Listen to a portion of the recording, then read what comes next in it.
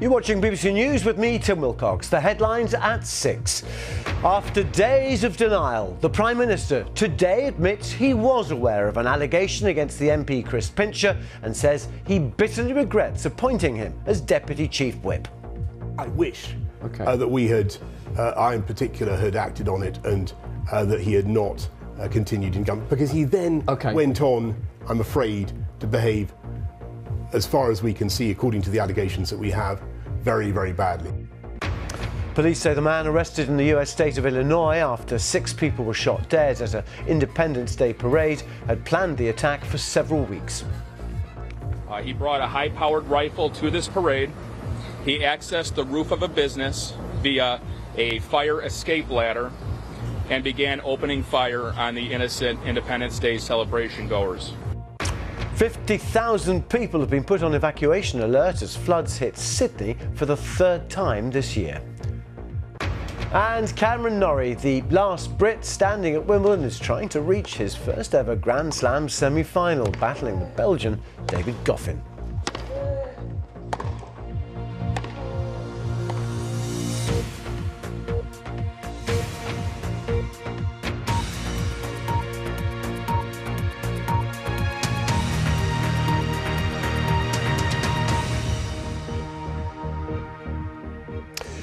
Good evening. The Prime Minister in the last hour has said he made a bad mistake in appointing the MP Chris Pincher to a government job, and he's apologised to those who've been affected by his decision. He's just told the BBC, in hindsight, it was the wrong thing to do, and there is no place in the government for predatory behaviour. Chris Pincher resigned as Deputy Chief Whip after allegations of sexual misconduct, and he's now been suspended from the Conservative Party. Since the allegations emerged, there's been a growing row over when Mr Johnson was aware of the allegations. Well, it was confirmed today by one minister that Mr Johnson had been told before appointing Chris Pincher to the Whip's office, but had forgotten about it. Mr Pincher has denied all the allegations against him. Well, the Prime Minister made the comments, including that he bitterly regretted appointing Chris Pincher, to our political editor, Chris Mason. Prime Minister, do you accept it was a grave error to appoint Chris Pincher to your government? Yes, I think it was a mistake, and I apologise for it. I think in hindsight it was the wrong thing to do. I apologise to everybody who's been badly affected by it, and I just want to make absolutely clear that there's no place in this government for anybody who is predatory or who abuses their position of power. Did you want to joke, though, Pincher by name, Pincher by nature? Well, what I can tell you is that if I look at the background of this and why I regret it so much, is that about 3 years ago, there was a complaint made against Chris Pincher in the Foreign Office. The complaint was cleared up. He apologised. It was raised with me. Orally, I was briefed on what had happened, and you know, if I had my time again, I would think back on it and recognise that he wasn't going to learn any lesson, and he wasn't going to change. I know that you didn't deny using that phrase there. Prime Minister, this is about truth, isn't it? It's about whether people can believe what you say, and we now know that those who speak for you over the last few days have said things that turned out to be untrue. Did you lie to them? No, and let me explain what happened. So this is we're talking about a series of events over, or series of appointments over several years. So Chris Pincher came into government as Deputy Chief Whip before I became Prime Minister. He was moved to the Foreign Office. He then went on to be a Minister for Housing. Indeed. And we then moved him back to be Deputy Chief Whip. As I say, about 2.5 years ago, I got this complaint.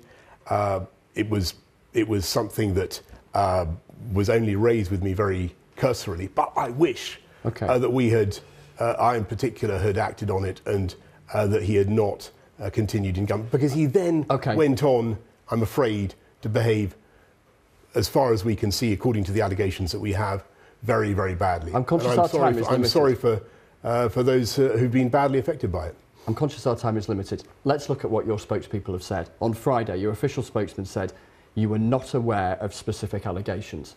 Bluntly, that wasn't true, was it? Well, what is certainly true, let me tell you what is true. I was aware back in 2019, I was made aware of a specific allegation against Chris Pincher that was resolved. But it's taken you till today to say that, hasn't it? And your spokesman on Friday... the first time, with great respect, that I've had the chance to Your spokesman on Friday said you were not aware of a specific allegation. On Sunday, a cabinet minister sent out to interview. I've been informed this morning, you didn't know about a specific allegation, but you did. You're saying that now. Yesterday, another minister, he'd been given a categoric assurance you weren't aware of a specific allegation. Day after day after day, people speaking on your behalf were talking rubbish. I don't know. I wasn't. I'm afraid focusing on other things at the time. But what I'm telling you now is my recollection of events, and my recollection is that there was one complaint that was raised with me specifically. There was other rumour and innuendo, but there was one particular thing that was raised and that was which you'd forgotten about. And well, it was a long time ago, and it was only raised orally with me. But that, Chris, is no excuse. I mean, I should have acted on it, and I should have made sure that we drew the proper conclusion. And when I look back on it, yeah, I wish. What I wanted was to give Chris Pincher, if not the benefit of that, then the ability to prove that he could do better. Okay. And. Well, an awkward interview for the Prime Minister with Chris Mason there. And in the last few minutes, news that the Health Secretary, Sajid Javid, has just resigned with a letter to the Prime Minister, which our political correspondent Jonathan Blake has read. Jonathan, let's just talk through this letter now, because some very damning comments in it. Sadly, in the current circumstances, the public are concluding that we are now neither. The vote of confidence last month showed that a large number of our colleagues agree. It was a moment for humility, grip and new direction. I regret to say, however, that it is clear to me that this situation will not change under your leadership, and you have therefore lost my confidence too. He goes on to say, it is 3 years since you entered Downing Street. You will forever be credited with seeing off the threat of Corbynism and breaking the deadlock on Brexit. You have shone a very welcome light on the regional disparities of the country. But the point is, Jonathan, that Sajid Javid has now lost confidence in the Prime Minister.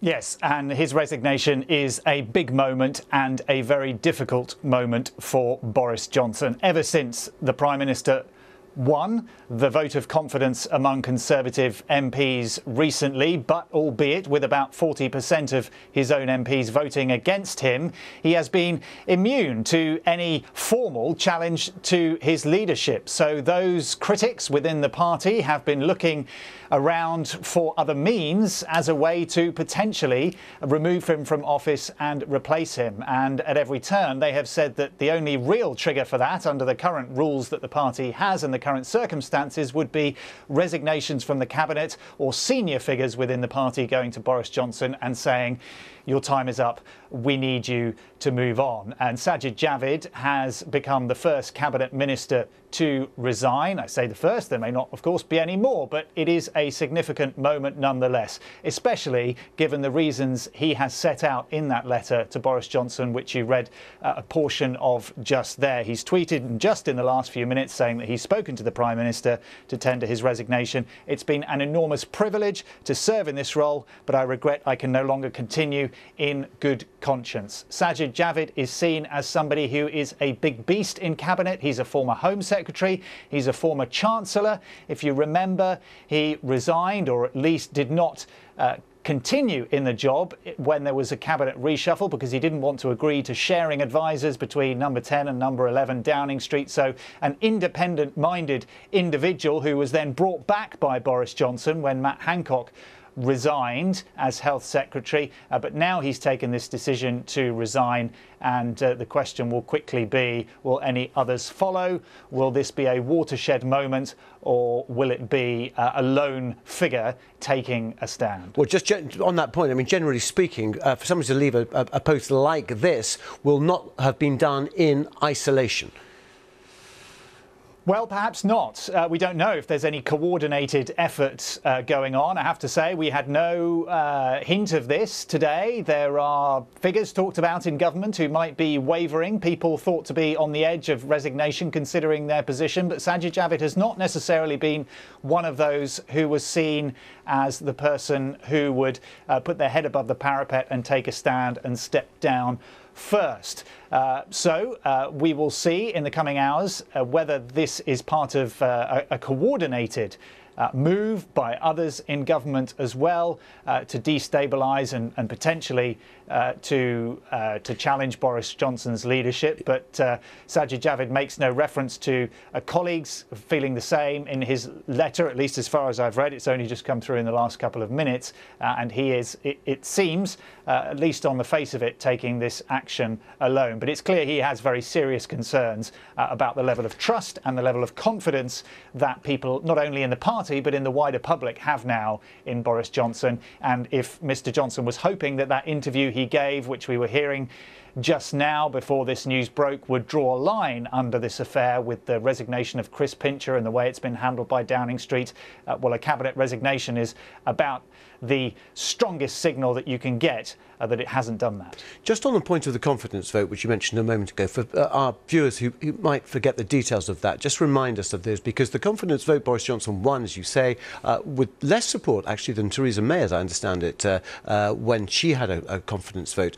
But crucially now, the 1922 committee, the members are up for re-election, I think, this week, and that could change the way that these matters are dealt with and the time frame, couldn't it? It could. Under the current rules, once a leader has faced a vote of confidence and won, they are safe from any such challenge for 12 months. So Boris Johnson would not, even if all the Conservative MPs that there are were to write a letter calling for a vote of confidence, would not, under the current rules, face a vote and any subsequent leadership challenge. But there have, as you point out, been moves to by critics of Boris Johnson to get elected to the committee of the 1922 backbench committee, which is effectively in charge of overseeing any leadership challenge, to potentially change the rules or somehow orchestrate a challenge to his leadership outside the current rules. And one MP said to me today that the way Downing Street was going about things in the last few days would only serve to hasten that process. But there has also been an operation by Boris Johnson's supporters to ensure that not too many of those of his critics get elected and things stay as they are. Jonathan, I'm just going to interrupt you. Rishi Sunak has just announced his resignation as well. He has, the public rightly expect government to be conducted properly, completely and seriously. I recognise this may be my last ministerial job, but I believe that these standards are worth fighting for, and that is why I am resigning. The letter below that to the Prime Minister. Jonathan, I'm not sure if you have got access to this, but, well, my goodness, Home Secretary, Health Secretary and the Chancellor. It's about as bad as it could be for Boris Johnson right now. 2 cabinet resignations in quick succession. On the face of it, it appears to be a coordinated move by cabinet figures to leave government, resign and send a message to Boris Johnson that they clearly don't have confidence in his leadership and don't feel that they can serve in the cabinet under his leadership any longer. Rishi Sunak was, until relatively recently, seen as the man most likely to take over from Boris Johnson if there were to be a leadership contest, but he ran into his own difficulties, not only with his and his family's financial affairs, but with the decisions he's taken as Chancellor as well. And if you'll give me a moment, I'm just being handed what I think is Rishi Sunak's letter of resignation alongside Sajid Javid's. And Mr. Sunak clearly believing too that he can't continue in government and has taken the decision to resign.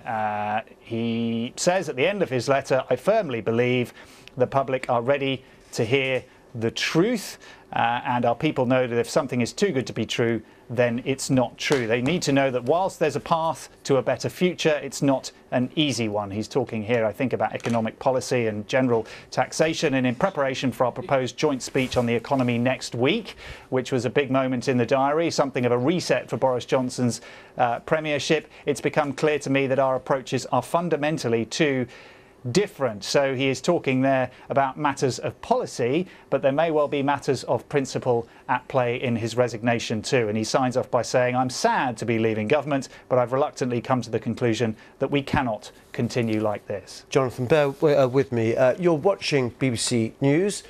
We welcome at this moment viewers from our BBC World News channel as well. A dramatic moment in British politics at this hour. In the last 20 minutes or so, the British Health Secretary and the British Chancellor have resigned from the cabinet of Boris Johnson. A moment of great seriousness, a great gravity for Number 10 and Boris Johnson. He had just conducted an interview with the BBC talking about the reasons why he had appointed as a deputy chief whip within the Tory party somebody who'd been the subject of sexual allegations, something that Downing Street and indeed Number 10, the Prime Minister, had denied the Prime Minister had been aware of when this story first broke on Friday. Some 5 days later, though, the Prime Minister has come out and given an interview saying that he had been briefed about the nature of the allegations against Chris Pincher, the man who was the Deputy Chief Whip, and he bitterly regretted his decision to do so, and he apologised. But the question now, as indeed the question has been for so many months, about the integrity of Boris Johnson, about the voters and indeed his own party's and MPs' belief in is he telling the truth, and today, in fact, the Chris Pincher story was punctured in terms of Number 10's defence by a former Mandarin of the Foreign Office who said that the Prime Minister had indeed been briefed about the sexual allegations against Chris Pincher. Since then, dramatic events in Downing Street with the resignation of Sajid Javid, the Health Secretary, and the Chancellor in Number 11, Rishi Sunak, a man who for many months had been considered as a possible successor to the Prime Minister Boris Johnson. Let's continue our talk to Jonathan Blake, our political correspondent. Jonathan, momentous events, and it would seem, for most people, terminal events for a Prime Minister in a scenario like this. This is a very precarious position for Boris Johnson, who will be receiving the news of 2 cabinet resignations in the wake of what has been an incredibly difficult few days for the Prime Minister and this government, and wondering now whether he can continue with any kind of authority. To lose 1 cabinet minister might well have been survivable, but to lose 2, and indeed 2 of the biggest jobs in government, Health Secretary and Chancellor, somebody who has at times displayed different instincts to Boris Johnson, a very different type of politician, but was promoted into the job when Sajid Javid, indeed, who's resigned as Health Secretary today, was sacked in a reshuffle, effectively promoted from Chief Secretary to the Treasury. Jonathan, I'm going to stop you there, forgive me. We are crossing now to my colleague George Alagiah. Breaking news this evening. The Chancellor Rishi Sunak and the Health Secretary Sajid Javid resigned from the Cabinet, telling the Prime Minister the tone he sets reflects on his colleagues and party. Hours after attending this morning's Cabinet, Sajid Javid said the Conservatives are no longer seen to be acting in the national interest. The resignation comes as the Prime Minister admits it was a mistake to promote the MP Chris Pincher, despite knowing of previous complaints about him. I think it was a mistake, and I apologise for it. I think in hindsight it was the wrong thing to do. But for days, the Prime Minister's colleagues have been telling us he didn't know about the allegations. Day after day after day, people speaking on your behalf were talking rubbish. Well, I don't know. I wasn't. I'm afraid focusing on other things at the time.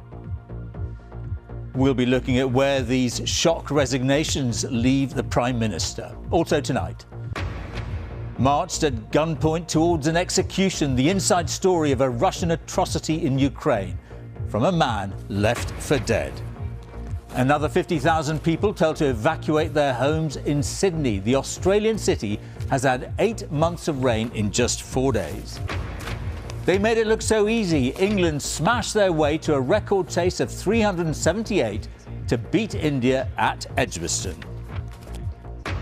And I'm Martine Croxall.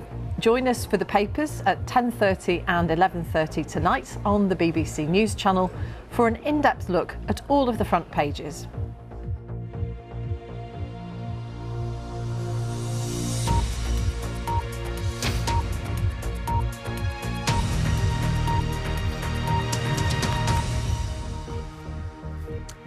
Good evening and welcome to the BBC's News at 6. In the last few minutes, the Chancellor Rishi Sunak and Health Secretary Sajid Javid have both resigned.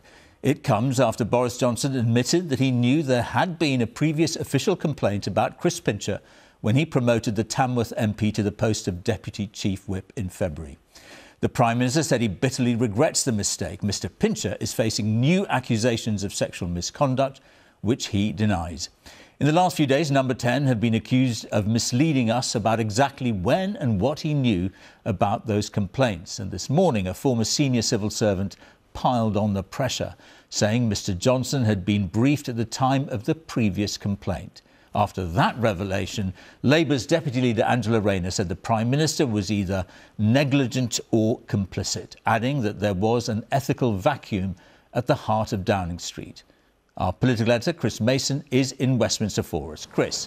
George, what we're witnessing tonight, and it is playing out before our eyes minute by minute, is the potential collapse of the government. 2 cabinet resignations in the space of the last half hour in the most stinging terms. Resignation letters from the Chancellor and the Health Secretary saying that they cannot, in all good conscience, continue to serve in government. And this matters because if these resignations continue, it could make it very, very difficult for Boris Johnson to carry on as Prime Minister. Here is the story of the day that brought us to this moment.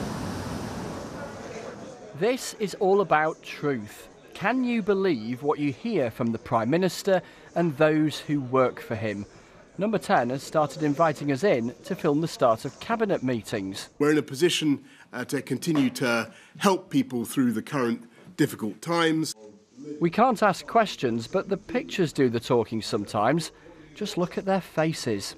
And here's why. They'd just heard what you're about to hear. A former senior civil servant who says Downing Street has not been telling the truth. They need to come clean. I think that the language is ambiguous, the sort of telling the truth and crossing your fingers at the same time and hoping that people are not too forensic in their subsequent questioning. And I think that is not working. Here's why Lord MacDonald is so angry. After Chris Pincher's resignation on Thursday evening, we've had a constantly changing story about what the Prime Minister knew and when. On Friday, Boris Johnson's official spokesman told us the Prime Minister was not aware of specific allegations about Mr Pincher before his appointment as Deputy Chief Whip in February. The spokesman added, in the absence of any formal complaint, it was not appropriate to stop an appointment on the basis of unsubstantiated allegations. And on Sunday, a Cabinet Minister was sent out to answer questions. I've been informed this morning he did not know about specific allegations. Who has told you with certainty the Prime Minister didn't know about the allegations? Somebody from the Number 10 press office. Yesterday, more ministers were sent out to defend the line. I have been given a categorical assurance that the Prime Minister was not aware of any specific allegation or complaint made against the former Deputy Chief Whip, Chris Pincher. But hours later, Downing Street changed their tune, saying the Prime Minister was aware of media reports and some allegations that were either resolved or did not progress to a formal complaint. By this morning, Lord MacDonald was categoric. Mr Johnson was briefed in person. There was a formal complaint. Prime Minister, do you accept it was a grave error to appoint Chris Pincher to your government? Yes, I think it was a mistake, and I apologise for it. I think in hindsight it was the wrong thing to do.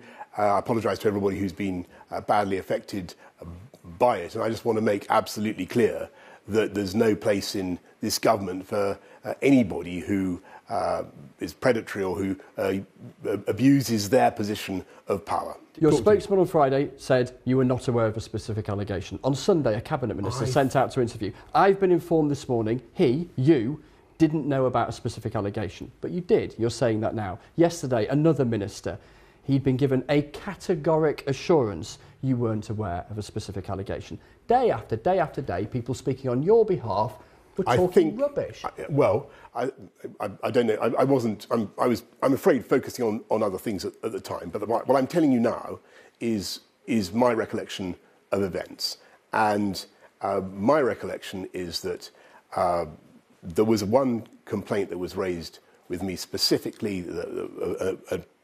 There was other rumour and innuendo, but there was one particular thing that was raised and that was cleared up. Which you've forgotten about.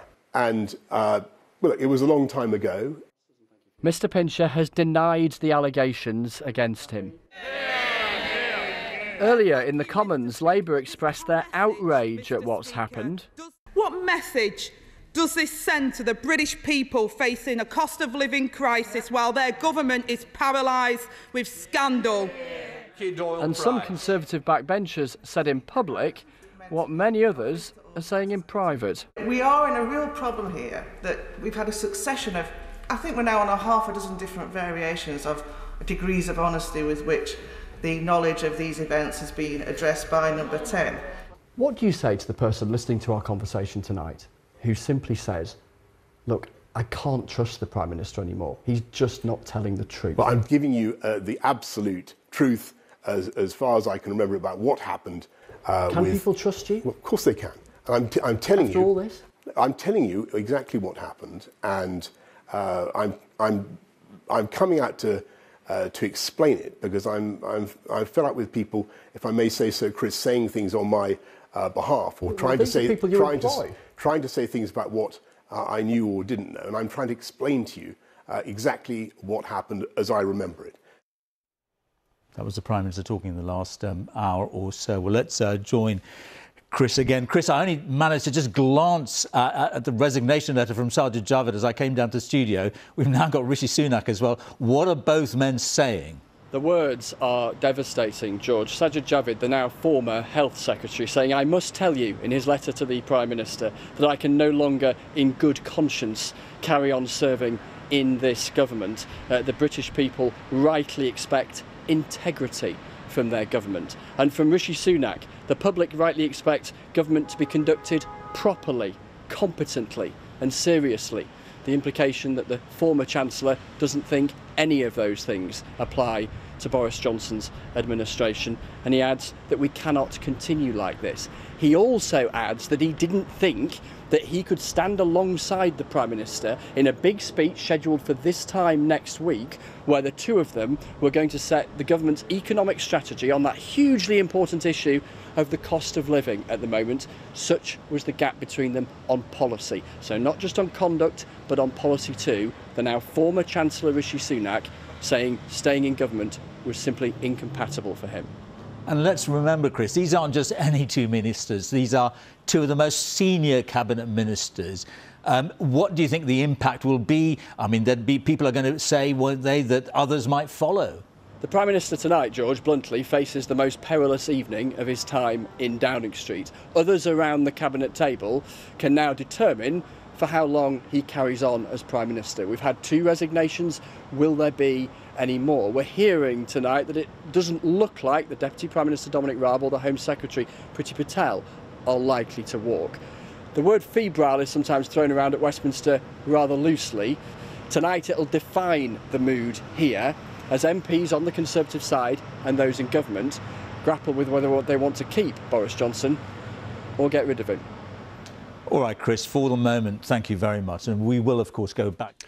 Well, that is where we will leave George Alagiah and the rest of the news and stay with the breaking news in the past 40 minutes or so. A dramatic 40 minutes here in London, in the UK, in particular for the Prime Minister Boris Johnson. His Chancellor, Rishi Sunak, has resigned, and Sajid Javid has also resigned just a few moments before him as Health Secretary.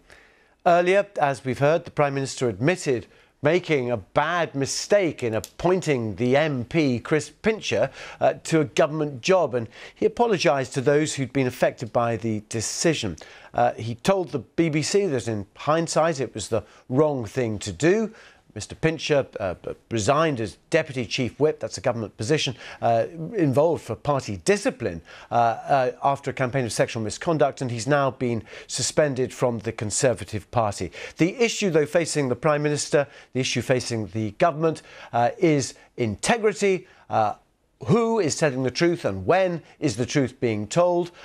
Following the allegations about Chris Pincher, for example, on Friday, Downing Street said that the Prime Minister was not aware of any previous history involving this man, and it took 4 days, 5 days, and the intervention of a senior Foreign Office Mandarin to say that, in fact, yes, the Prime Minister had been personally briefed about the situation. We've just had this reaction as well from Sir Keir Starmer, the leader of the opposition, and he has made a forceful intervention, of course, about what has happened in the past few minutes.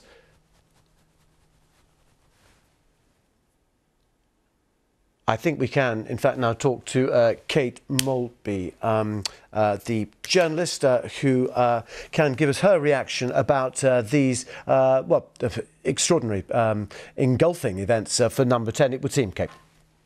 Yes, I mean, this is an extraordinary day in politics, isn't it? I think it's important to recognise that there are two broad issues coming together, two very long-term problems in Westminster that have come to a head today. The first is a very long-running issue of the culture of sexual harassment, and particularly the cover-up, the abuse and the cover-up of it by people who hold power in Westminster. That's something that people like myself have been raising concerns about for at least 5 years, since the Me Too movement, the Harvey Weinstein moment crossed the pond, and actually before that. Separately, however, and I say that because we have to remember the crisis for Boris Johnson this week is really about what he did and didn't know about someone who is now accused of multiple counts of sexual harassment. And we have to remember that there are victims in this, real people who are at the heart of this story.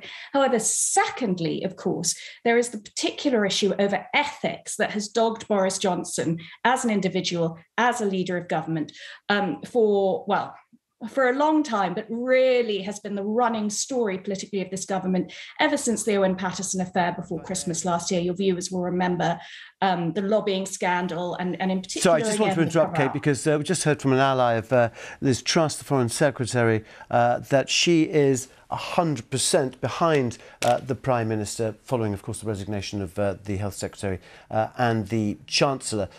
Liz Truss, the first to come out now saying she's 100%. Be interesting to see which other cabinet ministers come out and how quickly on this one as well. If I may just take you back to the sort of the shock of the resignation. You spend a lot of time in Westminster. You hear the gossip. Did anyone see this coming from Sajid Javid in particular? What I'd been told very recently was that people were expecting Sajid Javid to keep a bit quiet because although he has resigned on principle before, and you'll have to remember he was someone who refused to work effectively with Dominic Cummings and was respected by a lot of people for resigning from Boris Johnson's government recently. When he came back, it was widely considered that he'd been damaged by his own admission that previously, while he was not working in politics, he had held non-dom status. And I think a lot of people were expecting him to be a leadership contender, were expecting him to be someone who would be bolder and braver in confronting Boris Johnson earlier. And then there were questions about whether or not he was a wounded figure, whether he was strong enough after that revelation. And, you know, it's interesting to see he's clearly made a decision. Rishi Sunak, on the other hand, if you read the letter closely, and I have now looked carefully at both of these letters, his letter really focuses on the economy. He really highlights strong disagreements that he clearly has with Boris Johnson over that. And he says that he would have been uncomfortable giving a joint announcement on the economy, I think, next week. So those are very different types of letters. And actually what it reads like at first glance is that Rishi Sunak is someone who had been thinking carefully about those economic disagreements, preparing to resign over them, possibly mulling that. And then Sajid Javid has come out, done this, resigned on principle over the much broader ethical issues. And Rishi Sunak has had to follow very quickly. Mark Harper, the former Chief Whip, who's been a vocal critic of the Prime Minister since then, has just spoken about the resignations, honourable decisions made by honourable men. The Conservative Party still has so much to offer to our country. It is time for a fresh start. But just talk us through, for our viewers now, how the party brings about a fresh start. It's pretty clear, or has been, certainly until today, that Boris Johnson had no intention of resigning, and the party rules as they exist at the moment mean that he wouldn't have to do so. Yes, I think we're seeing a real failing, actually, of the Conservative Party system here. And whatever happens, whenever there is a new leader, I would be very surprised if the 1922 committee rules don't change, because at the moment, as it stands, the Conservative Parliamentary Party can't get rid of Boris for another year unless they change the rules of that backbench committee. So, if you could just remind me of the rest of your question. Well, the point is that Boris Johnson has said he will not resign. You have the membership of the 1922 committee up, I think, this week sometime. And critics and rebels against Boris Johnson have said that they want to fill those posts to change the rules. But what I'm saying is, until then, though, the system as it exists at the moment and within the Conservative Party is that the Prime Minister, having lost his Chancellor and indeed his Health Secretary, is able to carry on and appoint new people. Yes, and I think that represents a real political crisis for the entire country. It's a constitutional problem, not just a problem for the Conservative Party. And frankly, it rather feels as if the entire country, the economy, is being held hostage by the organisational rules of the Conservative Parliamentary Party, because Boris Johnson, of course, now has to replace those two ministers, Health Secretary, Chancellor. Those are big jobs to fill at a time when it increasingly seems like he can't command the confidence of what sounds now like a majority of his parliamentary party. So will anyone be prepared to fill those jobs? On the other hand, if there's hardly anyone willing to serve in his government, he'll still be Prime Minister because the parliamentary party isn't able to get rid of him until they change the rules in that committee. Yes, and of course his supporters would say, well, why should he even consider his position? He is the Prime Minister. He came in with a huge majority of 80 back in 2019. Incidentally, we've heard from somebody speaking for Liz Truss. We've also heard from somebody speaking for Ben Wallace, the Defence Secretary, that he is not considering resigning. So those two positions are clear. When it comes to integrity and the conventions in Parliament about misleading Parliament, one is never allowed, for our foreign viewers on BBC World, one's never allowed to accuse somebody of lying, but one can mislead the House, and if you mislead the House, that is normally a resigning offence, isn't it? How many times has that happened, do we think? Well, I would also point out that the Nolan principles of public life require that ministers should be honest.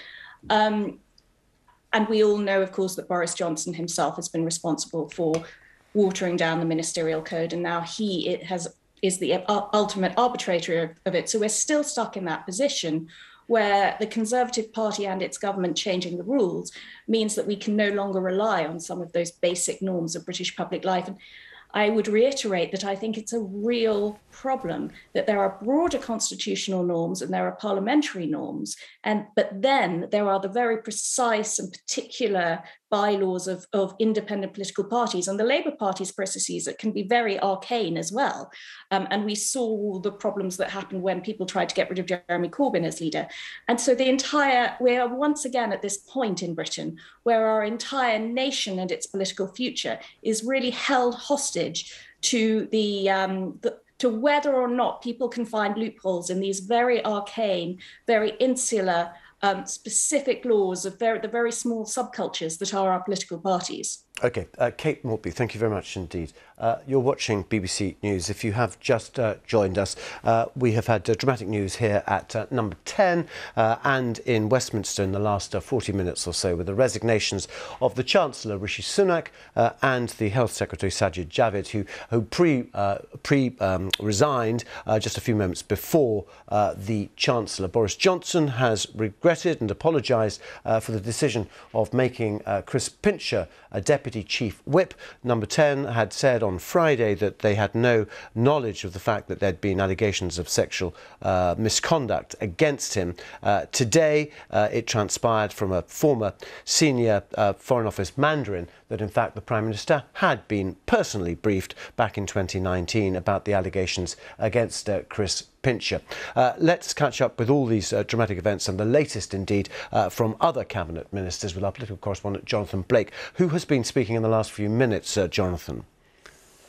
Well, we are attempting to establish who is staying and who is going, bluntly, after those two bombshell cabinet resignations this evening from the Health Secretary Sajid Javid and the Chancellor of the Exchequer Rishi Sunak. As far as we can establish so far, I am told that the Justice Secretary Dominic Raab is remaining loyal to the Prime Minister.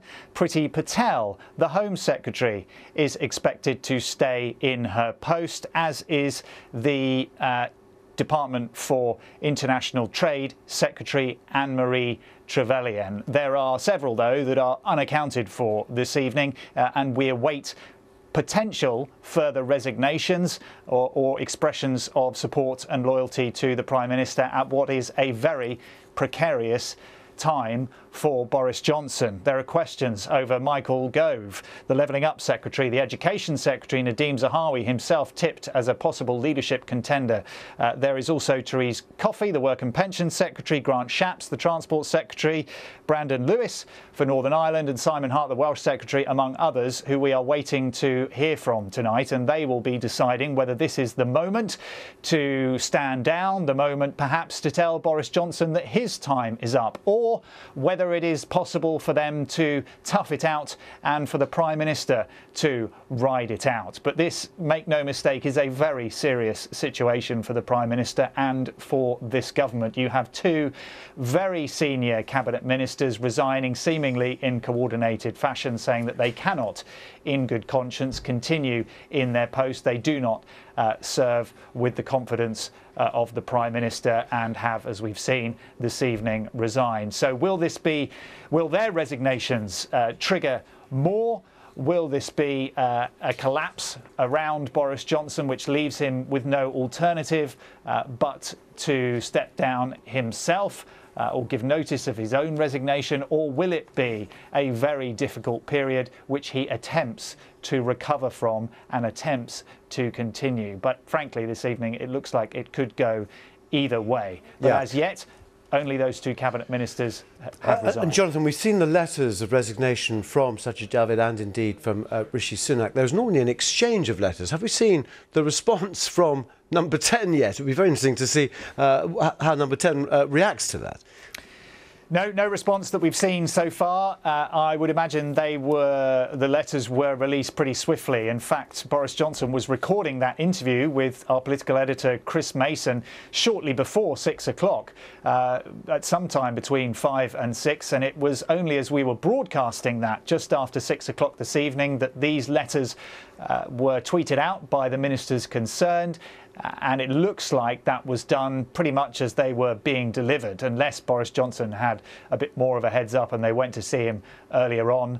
But he looked pretty downcast in that interview and was talking in pretty candid terms about what he saw as an error of judgment in hindsight in appointing Chris Pincher as Deputy Chief Whip. But that all seems like old news now, frankly, and not quite irrelevant detail, but it certainly was a moment which has given ministers pause for thought and given two very senior ministers, it seems, reason to resign this evening, putting Boris Johnson in a very difficult and a very dangerous position for his premiership. Jonathan, you've been chained to that chair since this news broke, as indeed have I. Ordinarily, you'd be out speaking to MPs in the tea rooms and the bars now.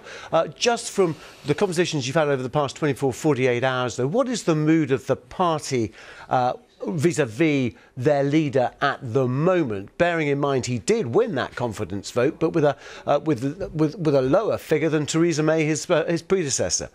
Well, he's still got some support. Just to bring you the very latest, we're hearing of a couple of other cabinet ministers who are staying put. Alistair Jack, the Scottish Secretary, Brandon Lewis, the Northern Ireland Secretary, both confirmed they're staying in their post. Simon Hart, the Welsh Secretary too, and a couple of other junior ministers, Mark Spencer and Chris Philp. So this is not a complete collapse of the government. It seems that there are several ministers, and the majority, in fact, who are willing at this point to stay in post and to help Boris Johnson try to tough this out. But to answer your question about the mood in the party, it's not good. It's pretty grim, frankly, after what has been a very difficult few days with Downing Street's handling of the resignation of Chris Pincher as Deputy Chief Whip. He had the whip taken away as well. He was suspended as a Conservative MP. And over the last few days, Downing Street has had to shift its position as new allegations came to light. And as we reported this morning, the Prime Minister was indeed aware of a formal complaint against his former Deputy Chief Whip when Downing Street had said that he wasn't. So that has been the tipping point for these cabinet resignations this evening. And, well, I don't know what Conservative MPs are going to make of it, frankly, because they were in a glum enough mood, most of them that we've encountered today before this news, and it will make things very difficult for them as they consider their futures in the party and their positions this evening too.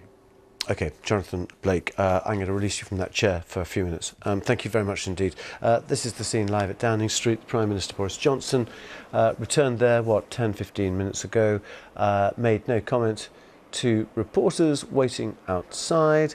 The Prime Minister now presumably discussing with his senior aides the next steps forward. Mo Hussein is a former Chief Press Officer for Number 10 Downing Street, and he joins us now. What's your advice if you're inside Number 10 with the Prime Minister now?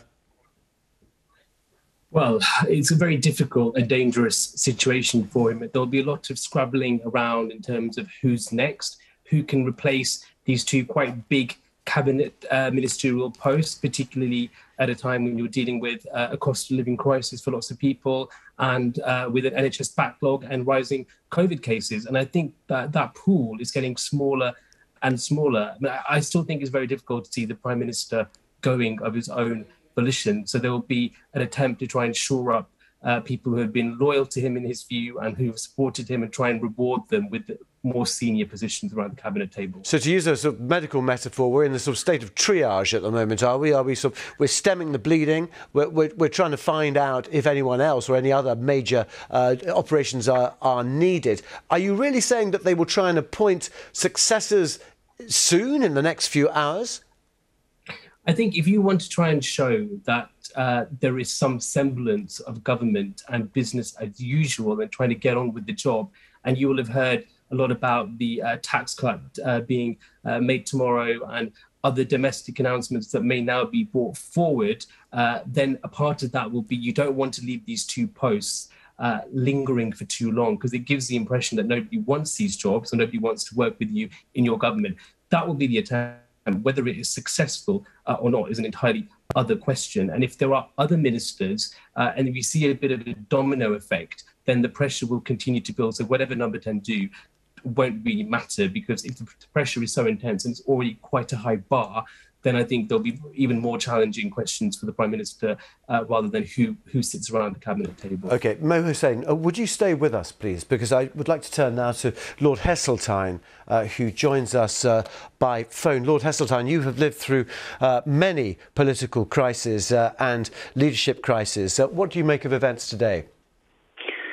Well, I think that from the moment that 148 backbenchers voted against Boris Johnson and Michael Howard and William Hague, as former leaders of the party, called for him to go, the end was inevitable. But my sort of experience of the last few days has been, in one public event I was in London this week, 12 people came up to me and asked what on earth was going to happen to the Conservative Party. I've never known anything like that. It was like a sort of boil about to burst. You know, you knew that something dramatic was going to happen.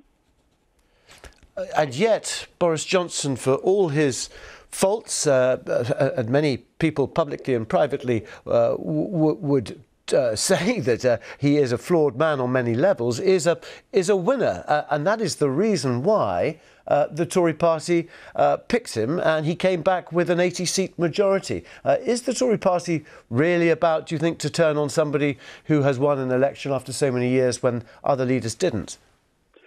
The Tory party is the most successful democratic force in politics. It has won more elections and therefore power over a longer period than any other equivalent political party.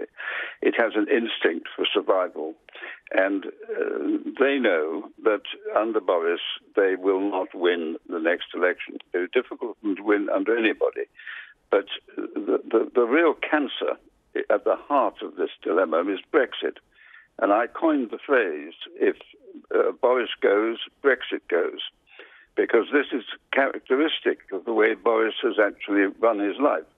There has always been a total indifference to the truth and a sense of integrity. And the underlying dilemma facing this country at the heart of its economic dilemmas and therefore living standards is actually this momentous deal called Brexit, which, of course, has undermined Britain's economy and our standing in the world.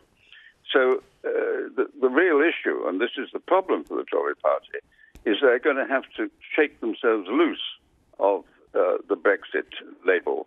Otherwise, they're going to see, as we saw in the recent by-election, that the Lib Dems are going to eat into their southern seats.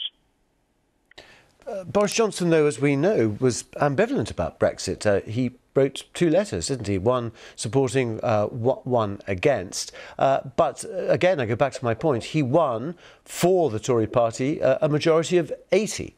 Yes, but you see, you've made the point that he didn't really care either way which way it went. But he wrote the two letters in order to see which one suited the political mood. And he chose the one that suited the right wing of the Conservative Party in certain major national newspapers. And he did win. I'm the first to say that. But how did he win? On a pack of lies. And it is those lies that are now bearing in on the British people, who realise, and a majority of the polls now clearly recognise, that leaving the European Union was a catastrophic mistake. Certainly until today, the Prime Minister's always said that he would never resign. The rules in the Tory party mean that he wouldn't have to resign for a year after this no-confidence vote. What advice do you think he will be getting within Number 10 at the moment? And indeed, in terms of precedents, he presumably could carry on, appoint a new Chancellor, appoint a new Health Secretary, and carry on. Yes, but the House of Commons isn't going to let that happen, in my view. There is going to be a battle over next week, I think, over the re-election of the new 22 committee. There will be a slate of people standing for that election who want to change the rules, and my guess is they will win. And so the rules will be changed. It will not require another year. And the members of the House of Commons have a very clear instinct about their own survival and that of their party. And they know perfectly well that in the constituencies and in the Conservative Party particularly, the atmosphere is toxic. You were never an advocate for Boris Johnson. You hold very different views, as you've said, about Brexit and the argument about that. In your view, was he the right man ever to lead the Conservative Party? I only ask you because over many decades of speaking to very senior Tories, in my experience, people ruled him out, certainly 15, 20 years ago, as completely the wrong sort of character to lead the party. Well, I have time and again in public said that I know Boris well. He took over my constituency. I like him. I get on well with him on a personal level. But that is often the case with real rogues. They can be entertaining and good company, providing you can live with the lack of integrity. And I think that as Mayor of London, he did a good job for the Conservative Party. But your point is the crucial one about the two letters. That showed to me a lack of integrity about the big issues, and that is a Prime Minister you can't escape. I mean, the idea that Boris Johnson has overturned the policy that I have followed under Conservative leaders from Churchill is extraordinary. It is an absolute abdication of national self-interest.